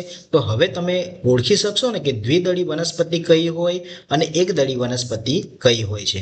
હવે તમે જો મૂળ ઉખડ્યા સિવાય પણ તમે જાણી શકો છો કે જે દ્વિદળી વનસ્પતિઓ જેમ કે ચણા, વટાણા, તુવેર હોય તો એનો મૂળ કેવા હોય છે? સોટીમય મૂળ હોય છે. જ્યારે ઘઉં, ચોખા, બાજરી હોય, જુવાર, મકાઈ, તો એના મૂળ કેવા હશે? તંતુમય મૂળતંત્ર હશે. બરાબર. તો આના ઉપરથી આપણને ખ્યાલ આવી ગયો. ચલો મિત્રો, હવે આગળ સમજીએ. હવે જે બીજના પ્રકાર જે હમણાં આપણે વાત કરી એ જ છે કે જો મિત્રો, દ્વિદળી બીજ કોને કહેવાય છે અને એકદળી બીજ કોને કહેવાય છે. તો બીજના પણ પ્રકાર હોય છે. કેટલીક વનસ્પતિઓ એવી હોય છે કે એમાં ખૂબ જ આપણને વિવિધતા જોવા મળે છે. તો જુઓ મિત્રો, દ્વિદળી એટલે દ્વિ એટલે બે, દ્વિ એટલે બે.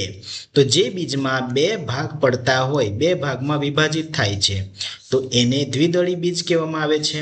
અને જે બીજમાં માત્ર એક જ ભાગ, એના ભાગ પડતા નથી, બે ભાગ પડતા નથી, એટલે કે મતલબમાં એક જ ભાગ રહે છે, એક જ પાતળું બીજપત્ર હોય છે, કે જેને એકદળી બીજ કહેવામાં આવે છે.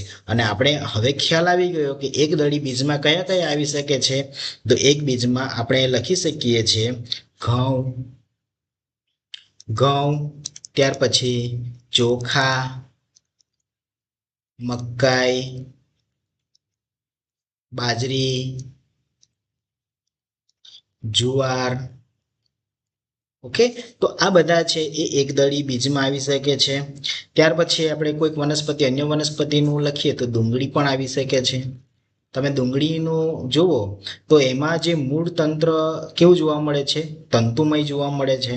બરાબર. ત્યાર પછી દ્વિદળી બીજ. આપણે અહીંયા બીજની વાત કરતા હોય તો અન્ય વનસ્પતિને આપણે નામ નથી લેતા. જે વનસ્પતિમાં બીજ જોવા મળે છે એની જ આપણે અહીંયા વાત કરીશું. જેમ કે એકદળીમાં ઘઉં, ચોખા, મકાઈ, બાજરી, જુવાર. એવી રીતે દ્વિદળી બીજની અંદર આપણે લઈ શકીએ છીએ વટાણા, ત્યારબાદ તુવેર, ચણા. તો આવી જે વનસ્પતિઓના તમે બીજ જોશો તેમાં બે ભાગ પડતા જોવા મળે છે કે જેને દ્વિદળી બીજ કહેવાય છે. મિત્રો, અહીંયા મહત્વનો સંબંધ એ છે કે દ્વિદળી વનસ્પતિ જાળીદાર શિરાવિન્યાસ અને સોટીમય મૂળતંત્ર પણ ધરાવે છે, જ્યારે એકદળી વનસ્પતિ સમાંતર શિરાવિન્યાસ અને તંતુમય મૂળતંત્ર ધરાવે છે. તો અહીંયા આપણને હવે ખ્યાલ આવી ગયો. દ્વિદળી વનસ્પતિ જે છે એ દ્વિદળી વનસ્પતિ જેમ કે વટાણા, તુવેર, ચણા. બરાબર. તો એની અંદર જે આપણને મૂળતંત્ર જોવા મળે છે એ સોટીમય મૂળતંત્ર તો જોવા મળે છે, પરંતુ એના પર્ણો, તમે પર્ણ પાન જોયા છે ને, પાન, તો એ પાનમાં મુખ્ય જે શિરા હોય છે, જેમ કે કોઈ જાસૂદનું ફૂલ છે, જાસૂદનું આ પર્ણ છે. બરાબર.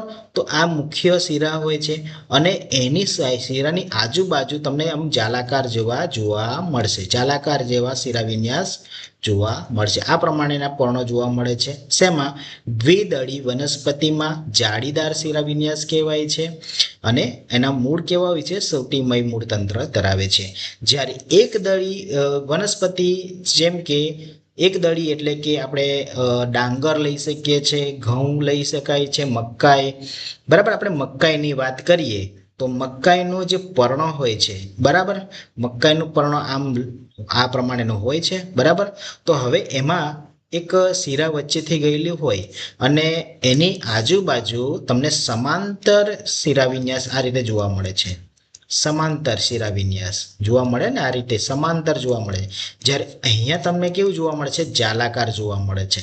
બરાબર. ને અહીંયા કેવું જોવા મળે છે? સમાંતર જોવા મળે છે. એટલે એકદળી વનસ્પતિમાં પર્ણો કેવા હોય છે? સમાંતર શિરા વિન્યાસ ધરાવતા હોય છે અને એમના મૂળતંત્રો કેવા હોય છે? તંતુમય મૂળતંત્ર ધરાવતા હોય છે. તો અહીંયા સરસ મજાની તમને આકૃતિ દ્વારા સમજાવવામાં આવ્યું છે કે એકદળી કેવી હોય છે અને દ્વિદળી કેવી હોય છે. બરાબર. અહીંયા મકાઈનું ઉદાહરણ પણ આપવામાં આવ્યું છે. જો મકાઈમાં એક દાણો છે, એના બે ભાગ પડતા નથી, પરંતુ તમે જુઓ દ્વિદળી બીજમાં ચણા છે, ચણાના બે ભાગ પડતા તમને અહીંયા જોવા મળે છે. હવે આપણે આગળ સમજીએ પ્રાણીઓનું વર્ગીકરણ. અત્યાર સુધી આપણે વનસ્પતિઓની વાત કરી. બરાબર. તો હવે આપણે વાત કરીશું પ્રાણીઓ. તો પ્રાણીઓનું વર્ગીકરણ આપણે કઈ રીતે કરી શકીએ છીએ? તો આ સૃષ્ટિમાં અનેક પ્રાણીઓ જોવા મળે છે. નાના નાના સૂક્ષ્મજીવોથી લઈને મોટા મોટા પ્રાણીઓ તમને જોવા મળે છે, જે જમીન ઉપર પણ જોવા મળે છે, પ્રાણીઓમાં પાણીની અંદર પણ જોવા મળે છે, અને જમીન ઉપર પણ જોવા મળે છે, હવામાં પણ જોવા મળે છે. તો ચાલો મિત્રો આપણે અહીંયા સમજીએ. તો દરેક પ્રાણી છે એક જગ્યાએથી બીજી જગ્યાએ જવા માટે પોતાના જે અંગો છે, શરીરના અંગોનો ઉપયોગ કરે છે. હવે કેટલાક પ્રાણીઓ છે જેમ કે મનુષ્યને ચાલવા માટે પગ હોય છે, પ્રાણીઓને પણ ચાલવા માટે પગો હોય છે. જ્યારે કેટલીક એવા પ્રાણીઓ હોય છે જેમ કે પાણીની અંદર જે જીવતા પ્રાણીઓ, એને અન્ય કંઈક અલગ ભગવાને એમને જે અંગો આપ્યા છે. તો દરેકની અહીં આપણે વાત કરીએ. તો મિત્રો પ્રાણીઓ એક સ્થળેથી બીજા સ્થળે જવા માટે જુદા જુદા અંગોનો ઉપયોગ કરે છે. દાખલા તરીકે પગનો પણ ઉપયોગ કરે, પાંખોનો પણ ઉપયોગ કરે અને મીનપક્ષોનો પણ ઉપયોગ કરે છે. તો હવે પગ છે એ પ્રાણીઓની અંદર જોવા મળે છે, મનુષ્ય હોય કે જે પ્રાણીઓ છે, ગાય, ભેંસ, વાઘ, સિંહ, આ બધા પ્રાણીઓ છે. તો એ એક સ્થળેથી બીજા સ્થળે જવા માટે પગનો ઉપયોગ કરે છે. જ્યારે પક્ષીઓ જે એ પાંખોનો ઉપયોગ કરે છે, અને પાણીની અંદર જે માછલીઓ છે એ મીન પક્ષનો ઉપયોગ કરે છે. ચલો મિત્રો ઉદાહરણ દ્વારા એને સમજીએ. કીડી અને બકરી, બરાબર. તો ચાલવા માટે, બરાબર, એક સ્થળેથી બીજા સ્થળે જવા માટે ચાલીને જાય છે અથવા તો કૂદકો મારીને જાય છે. તો કીડી જે છે એ ચાલીને જાય છે, બરાબર, અને બકરી જે છે એ ચાલીને પણ જાય છે, કૂદકો મારતા પણ જતું હોય છે. કબૂતર કે માખી, તો કબૂતર જે છે એ ઉડવા માટે એને પાંખો હોય છે, બરાબર, અને માખીને પણ ઉડવા માટે પાંખો હોય છે, બરાબર. તો એ રીતે હવે કબૂતર જે છે એ ચાલીને પણ જાય છે અને ઉડીને પણ જાય છે. જ્યારે માખી જે છે એ ચાલીને જાય નહીં, પણ ફક્ત ને ફક્ત ઉડીને જાય છે, એટલે એને ફક્ત પાંખો હોય છે. માછલી, હવે માછલીને પગ હોતા નથી, તો એક સ્થળેથી બીજા સ્થળે જવા માટે શેનો ઉપયોગ કરે છે? તો એના શરીર ઉપર મીન પક્ષનું આ અંગ હોય છે, કે મીન પક્ષ દ્વારા એ તરે છે અને તરવા માટે મીન પક્ષનો ઉપયોગ કરે છે. અહીં કોષ્ટક આપવામાં આવ્યું છે અને કોષ્ટક આપણે અહીં ભરવાનું છે. તો પ્રાણીઓના હલનચલન અને તે માટે ઉપયોગમાં લેવાતા અને તેમના શરીરના અંગો, ચલો એના વિશે સમજીએ. તો સૌપ્રથમ કીડી છે. તો કીડી જે છે એ હલનચલન પ્રકાર, એટલે કે એક સ્થળેથી બીજે સ્થળે જવા માટે કયા અંગનો ઉપયોગ કરે છે? કે જેમ કે પગ. હવે કીડી જે છે એ કે ઉડીને તો જતી નથી, બરાબર, એક સ્થળેથી બીજે સ્થળે જવા માટે શેનો ઉપયોગ કરે છે? પગનો ઉપયોગ કરે છે, બરાબર. હવે કઈ રીતે જાય છે? તો ચાલીને જાય છે. આપણે અહીં લખી શકીએ કે ચાલીને અથવા તો ચાલવું, બરાબર. હવે કીડી કૂદકો મારી શકે? ના મારી શકે, ચાલીને જ જાય છે. બકરી જે છે એ ચાલીને અથવા તો કૂદકો પણ મારે છે અને શરીરના કયા અંગનો ઉપયોગ કરે છે? પગનો ઉપયોગ કરે છે. કબૂતર છે કઈ રીતે? તો કબૂતર ચાલીને પણ જાય છે અને ઉડીને પણ જાય છે, એટલે પગનો પણ ઉપયોગ કરે છે અને પાંખોનો પણ ઉપયોગ કરે છે. એવી રીતે માખીની અહીં આપણે ચર્ચા કરી, તો માખી ચાલીને પણ જાય છે અને ઉડીને પણ જાય છે, એટલે કે પગનો પણ ઉપયોગ કરે છે, પાંખોનો પણ ઉપયોગ કરે છે. માછલીની વાત કરીએ, માછલી દરેક જણાએ જોઈ છે. માછલી કઈ રીતે સ્થળાંતર કરે છે? તો માછલી છે એ તરીને કરે છે, બરાબર, તરે છે, તરીને કરે છે. તો એ મીન પક્ષો દ્વારા એ તરવા માટે, અહીંયા તમે ચિત્રમાં પણ જોઈ શકો છો કે માછલી જે છે એ માછલીને આવા મીન પક્ષો આવેલા હોય છે કે જેનો ઉપયોગ એ તરવા માટે કરે છે. બકરીઓ હોય, ગાય, ભેંસ હોય, કે દરેકને પગો આપેલા હોય છે, અને પગ જે છે એ ચાલવા માટે હોય છે. બકરી જે છે એ પગની મદદથી જમીન ઉપર ચાલે છે. ચલો હવે આપણે આગળ સમજીએ નિવાસસ્થાન અને અનુકૂલન. મિત્રો નિવાસસ્થાન એટલે કે રહેવા માટેની જગ્યા, અને જ્યાં જે જગ્યાએ રહે છે તો એમના શરીર પ્રમાણે એમના શરીરનું પણ અનુકૂલન ત્યાં હોય જ છે. કારણ કે દરેક પ્રાણીઓમાં રહેવાની જગ્યા પણ અલગ હોય છે. આપણે જાણીએ છીએ કેટલાક પ્રાણીઓ દરમાં રહે છે, કેટલાક પ્રાણીઓ માળા બનાવીને વૃક્ષો પર રહે છે, કેટલાક પ્રાણીઓનું નિવાસસ્થાન પાણીમાં હોય છે, અને કેટલાક પ્રાણીઓ રણમાં પણ રહેતા હોય છે. તો દરેક પ્રાણીઓમાં વિવિધતા રહેલી હોય છે. ખોરાકથી માંડીને લઈને રહેવાની બાબતમાં પણ વિવિધતા રહેલી હોય છે. તો ચાલો મિત્રો, અહીંયા આપણે સમજીએ નિવાસસ્થાન અને અનુકૂલન. નિવાસસ્થાન એટલે શું? તો સૌપ્રથમ આપણે નિવાસસ્થાન એટલે સમજીએ તો નિવાસસ્થાન એટલે કે કોઈ પણ સજીવ કે જીવ જ્યાં રહે છે એ જગ્યાને નિવાસસ્થાન કહેવાય છે. ટૂંકમાં આપણે સમજીએ નિવાસસ્થાન કોને કહે છે કે કોઈ જીવ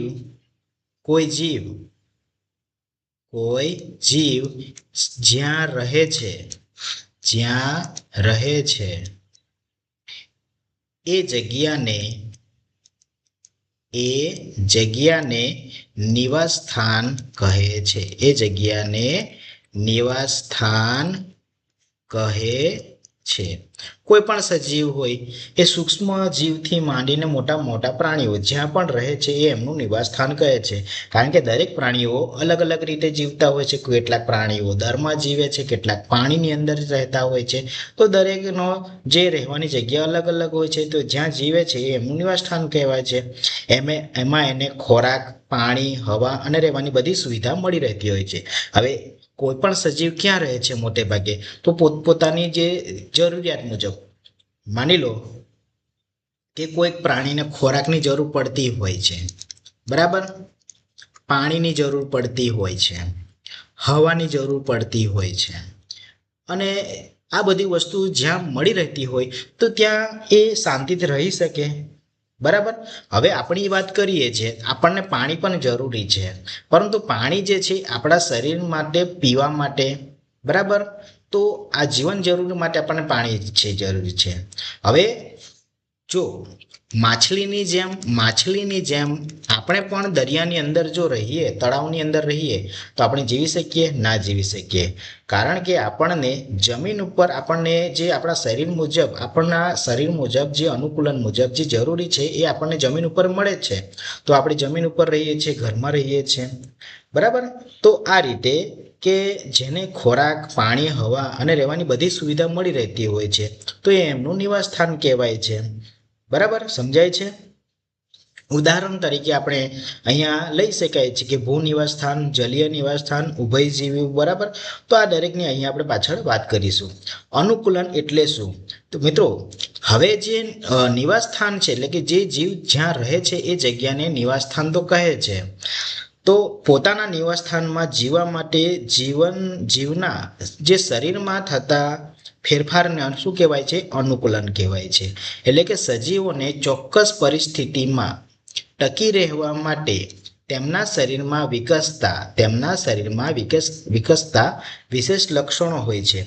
આપણે એને સમજીએ તો પોતાનું જે નિવાસસ્થાન એટલે કે જે સજીવ જ્યાં રહે છે તો એનું નિવાસસ્થાન કહેવાય છે. એટલે કે તે જગ્યાએ એને જીવવા માટે એના શરીરમાં થતા ફેરફાર, શરીરમાં થતા ફેરફાર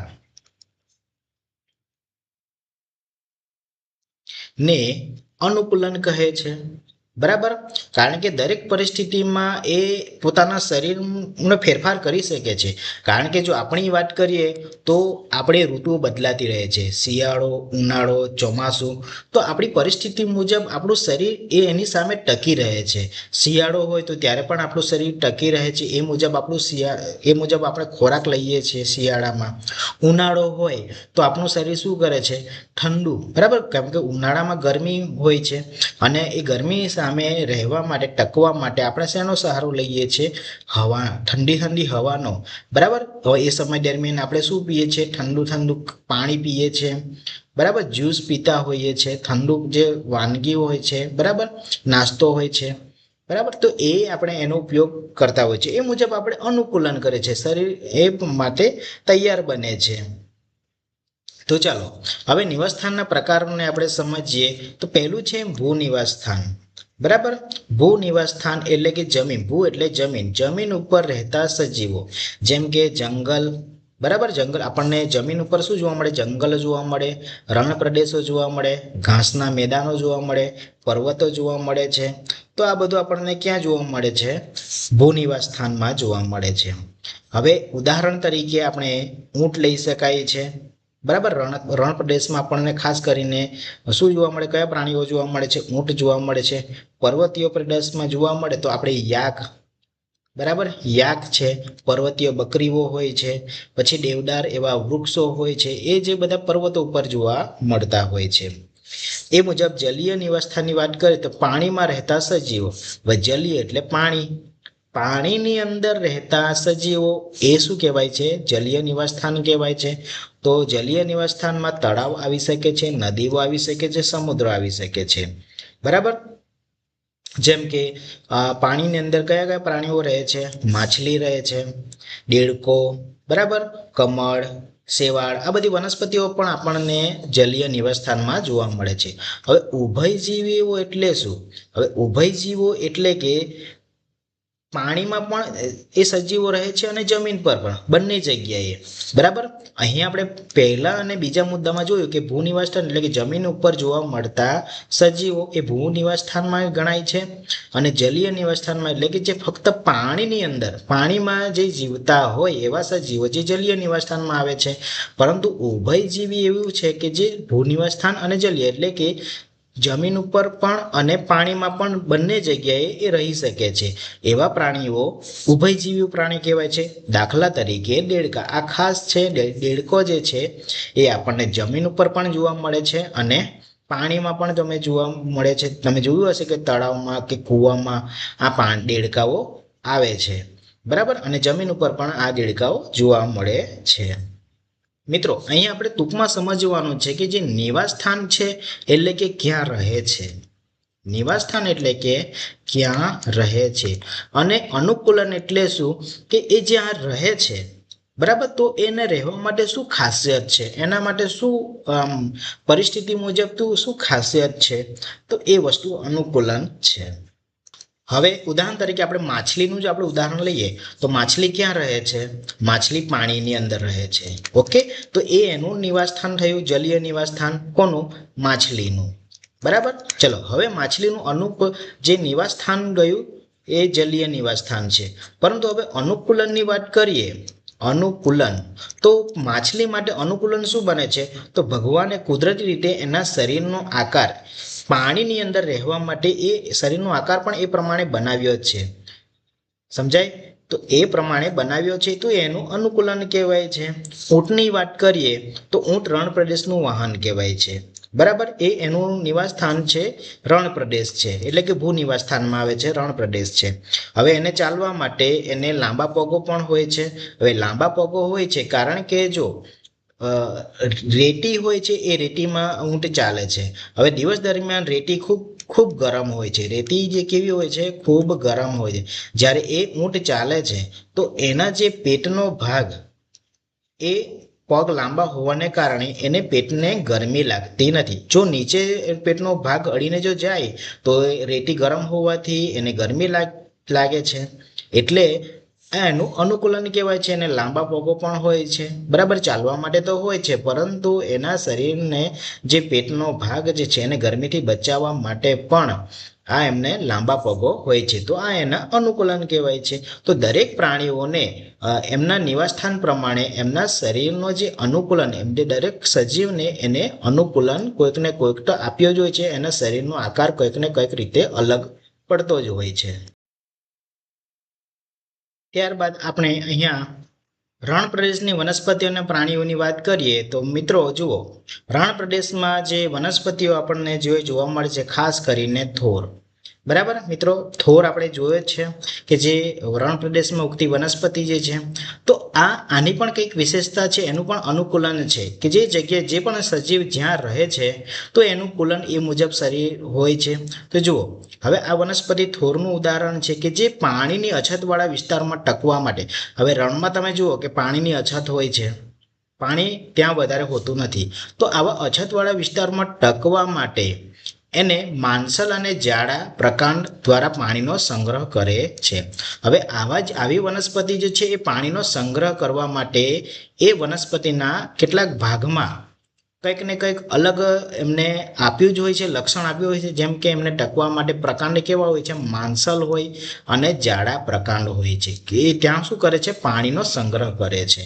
એવી રીતે ઊંટની પણ આપણે વાત કરીએ તો ઊંટને ચાલવા માટે રણમાં ખરીઓ આવેલી હોય છે, બરાબર.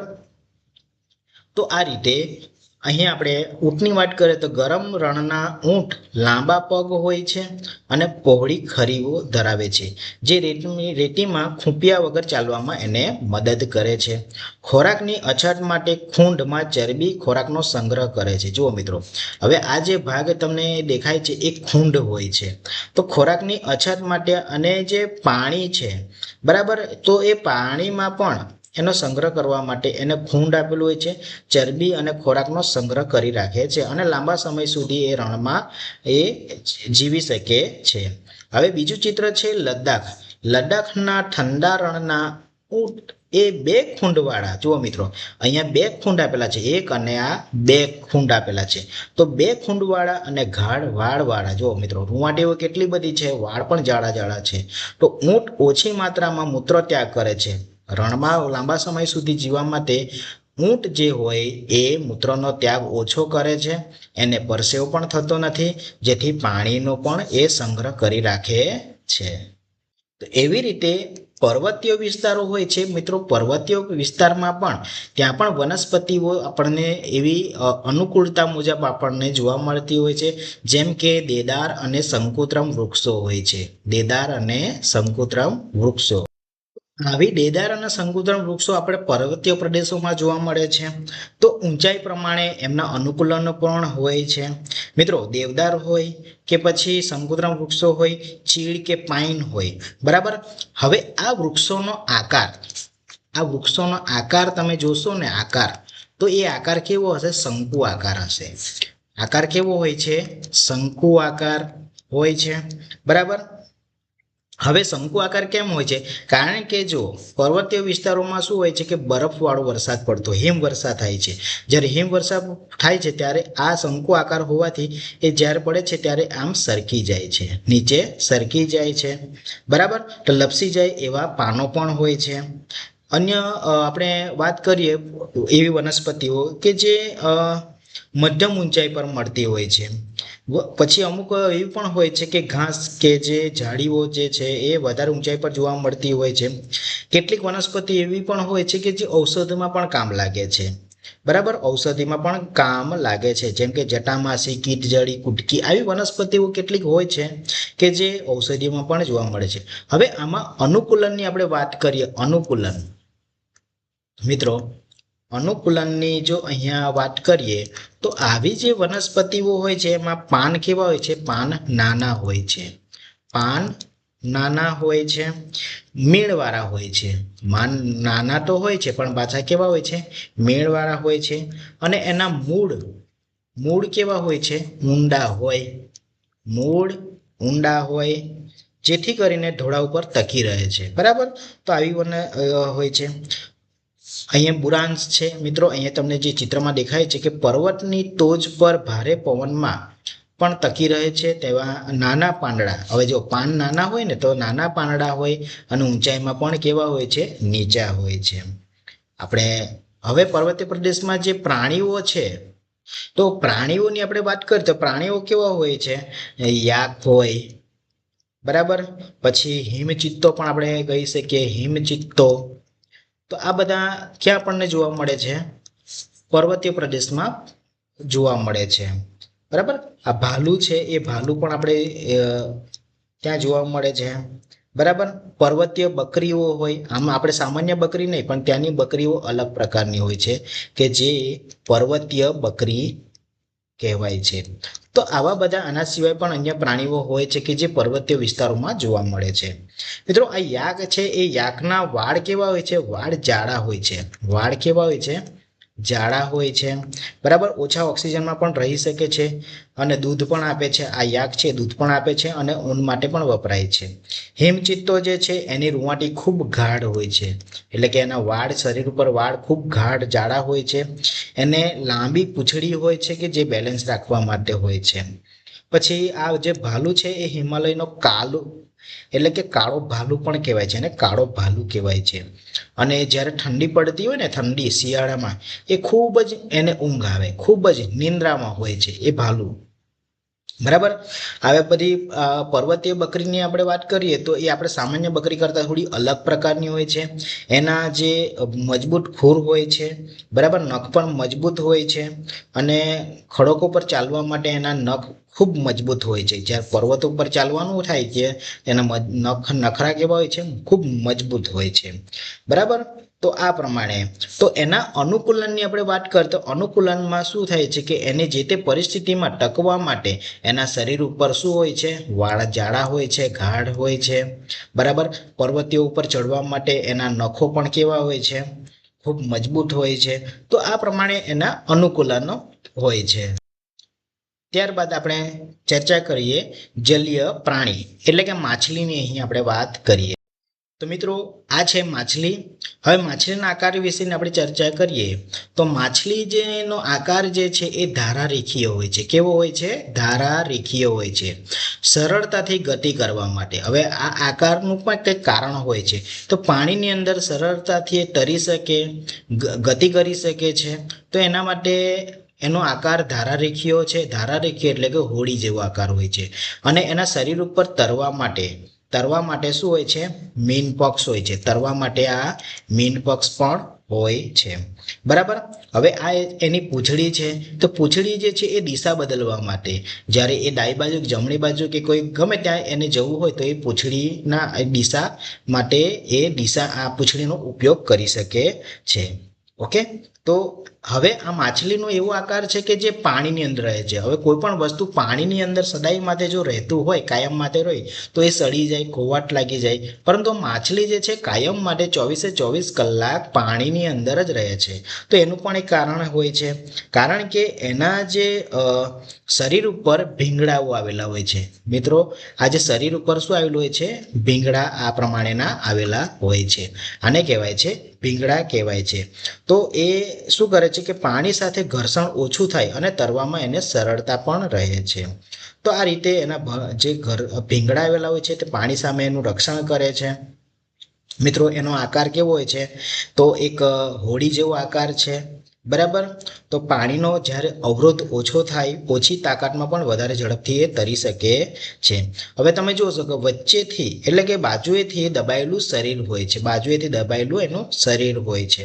તો મોટાભાગની માછલીનું શરીર બાજુથી સપાટ હોય છે. વળવામાં અને દિશા બદલવામાં પણ મદદ કરે છે. તો આ થયું માછલી વિશે. બરાબર. તો એનો આકાર કેવો હોય છે? ધારારેખીય હોય છે. અને મીનપક્ષ હોય છે એને તરવા માટે, અને આ જે પૂંછડી છે એની દિશા બદલવા માટે હોય છે. અને શ્વાસ, ઓક્સિજનમાં રહેલો જે પાણીની અંદર રહેલો ઓક્સિજન છે, O2, બરાબર, એનો ઉપયોગ કરે છે. તો એના માટે એ ચૂઈનો પણ ઉપયોગ કરે છે. બરાબર. આપણી જેમ એનો નાક હોતું નથી, પરંતુ શ્વાસની ક્રિયા માટે ઓક્સિજન મેળવવા માટે એની અંદર ચૂઈનો ઉપયોગ કરે છે. ત્યારબાદ આપણે આગળ સમજીએ. તો હવે મિત્રો આપણે પ્રકરણના એન્ડ તરફ આવ્યા છે. તો જુઓ મિત્રો, પર્યાવરણીય સંરક્ષણ અને મહાન વૈજ્ઞાનિકોની અહીંયા આપણે ચર્ચા કરવાની છે. તો નિવાસસ્થાનનું નુકસાન અને સંરક્ષણની વાત કરીએ તો માનવ પ્રવૃત્તિઓ અને જંગલના નાશથી વનસ્પતિ અને પ્રાણીઓના કુદરતી નિવાસસ્થાનો નાશ પામે છે, જેનાથી જૈવ વિવિધતા જોખમાય છે. મિત્રો, આજે માનવ પ્રવૃત્તિઓ એટલી બધી વધી ગઈ છે. પૈસાના લાલચ હોય કે જમીન સંપત્તિ હોય, બરાબર, તો આપણે વૃક્ષો કાપી નાખીએ છીએ, જંગલનો નાશ કરીએ છીએ, અને તેના કારણે વનસ્પતિનો પણ નાશ થાય છે અને પ્રાણીઓનો પણ નાશ થાય છે. તો આ નાશ થવાથી જૈવ વિવિધતા ખૂબ જ જોખમમાં આવી ગઈ છે. તો એના માટે કેટલાક પ્રોજેક્ટ પણ બનાવવામાં આવ્યા છે. સરકારી પ્રોજેક્ટ તરીકે ઓળખાય છે. જેમ કે બંગાળી વાઘ છે એને બચાવવા માટે પ્રોજેક્ટ ટાઈગર 1973. બરાબર. જેમ જેમ આ માનવ પ્રવૃત્તિઓ થઈ રહી છે, તો દિવસે ને દિવસે વાઘની વસ્તી છે એ પણ ઓછી થતી જાય છે. તો સરકારે એના માટે એક પ્રોજેક્ટ તૈયાર કર્યો છે. એ પ્રોજેક્ટનું નામ છે પ્રોજેક્ટ ટાઈગર. 1973માં આ ટાઈગરનો જે અમલ કરવામાં આવ્યો છે. ચિત્તાઓની વસ્તી પુનઃસ્થાપિત કરવા માટે. આજે તમે જુઓ, ચિત્તો જોવા મળતો નથી, પરંતુ એનો પણ ચિત્તો જે છે એ રહી શકે ભારતમાં. તો એના માટે ચિત્તા પુનર્વસન પ્રોજેક્ટ તૈયાર કરવામાં આવ્યો છે. એ ક્યારે? 2022માં. ગુજરાત, રાજસ્થાન અને મહારાષ્ટ્રમાં ઘોરાડ, આ ખાસ યાદ રાખજો. ગુજરાત, રાજસ્થાન અને મહારાષ્ટ્રમાં ઘોરાડના નિવાસસ્થાનો સુરક્ષિત કયા છે? ત્યારબાદ આપણે સમજીએ સફળતાની ગાથા એટલે કે સાયલન્ટ વેલી બચાવો આંદોલન. મિત્રો, કેરળના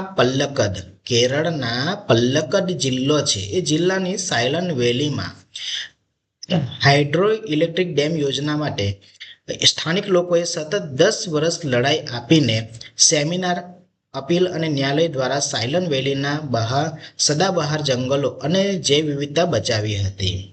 એના માટે પ્રેરણાત્મક વ્યક્તિત્વની આપણે વાત કરતા કેટલાક વૈજ્ઞાનિકોને પણ જાણીએ. જાનકી અમ્માલ, બરાબર. તો આ ભારતીય વનસ્પતિ શાસ્ત્રી જેમણે ભારતના સમૃદ્ધ જૈવ વિવિધતા દસ્તાવેજીકરણમાં અને સાયલન્ટ વેલી ચળવળમાં મહત્વની ભૂમિકા ભજવી હતી. ત્યારબાદ સાલિમ અલીએ પક્ષીઓ સાથે એનું નામ જોડાયેલું છે. સાલિમ અલીનું ખાસ યાદ રાખજો, પક્ષીઓ સાથે. તો પક્ષીઓની વિવિધતાના અવલોકન માટે જાણીતા એવા ભારતના પક્ષી પુરુષ તરીકે કોણ ઓળખાય છે? સાલિમ અલી. તો પક્ષી પુરુષ તેમને 1976માં પદ્મ વિભૂષણથી પણ નવાજવામાં આવ્યા હતા. તો વિદ્યાર્થી મિત્રો, અહીંયા આપણે આ પ્રકરણને આપણે પૂરું કરીએ છીએ. તો આ પ્રકરણમાં આપણે જે સજીવ સૃષ્ટિમાં અનેક પ્રકારની વનસ્પતિઓ જોવા મળે છે, અનેક પ્રકારના પ્રાણીઓ જોવા મળે છે. તો દરેક આપણે વનસ્પતિ હોય કે પ્રાણીઓ, એમાં પર્ણથી લઈ મૂળ, પ્રકાંડમાં કેવી વિવિધતા જોવા મળે છે. પ્રાણીઓમાં પણ રહેવાથી માંડીને એના ખોરાકની બાબતમાં પણ કેવી વિવિધતા જોવા મળે છે. એ દરેક બાબતની આપણે અહીંયા ચર્ચા કરી. તો આવા જ વિડીયો જોવા માટે ચેનલને સબસ્ક્રાઇબ કરી લો અને વિડીયો ગમ્યો હોય લાઈક કરજો. તમારા મિત્રો સુધી જરૂરથી એને શેર કરજો. મળીશું નવા વિડીયો સુધી. ચાલો મિત્રો,